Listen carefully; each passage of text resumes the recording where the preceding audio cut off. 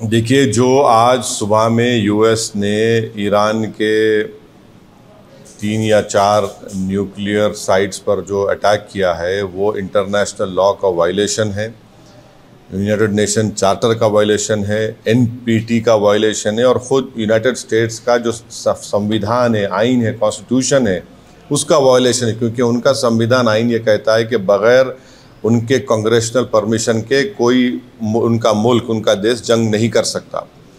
पांचवी बात यह है कि ये हमला करके यूनाइटेड स्टेट्स ने गज़ा में जो फ़लस्तीनियों का एथनिक क्लेंसिंग हो रहा है, जेनोसाइड हो रहा है, उसको कवर अप कर रहे हैं।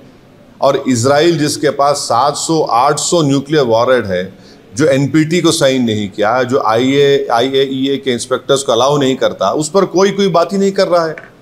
और छठी बात यह है कि मेरी बात लिख के रख लीजिए कि 5-10 साल में ईरान 90% यूरेनियम का एनरिचमेंट करेगा, 90% करेगा। अब नहीं रोक सकते ईरान को। अब ईरान एनपीटी से निकल जाएगा और एनरिचमेंट करेगा।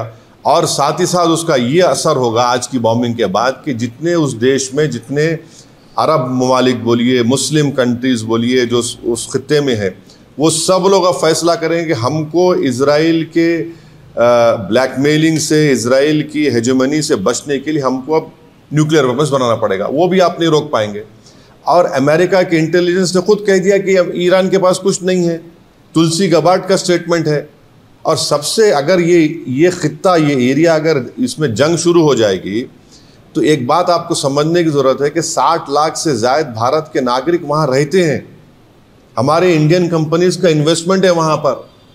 वहाँ से हमारे नागरिक भारत को बहुत बड़ा फॉरेन एक्सचेंज भी जाते हैं। अनलाइक नॉर्थ अमेरिका के, वहाँ तो इनकम टैक्स भी नहीं लिया था उनसे। और आखिरी बात यह है कि क्या पाकिस्तान इसीलिए ट्रंप के लिए नोबेल पीस प्राइज़ का डिमांड कर रहा था कि पूरा उस खित्ते में जंग शुरू हो जाए? क्या इसीलिए उनके जनरल जाकर लंच खा के आए थे वहाँ पर कि पूरे इस इलाके में आग लग जाए और जंग शुरू हो जाए वहाँ पर?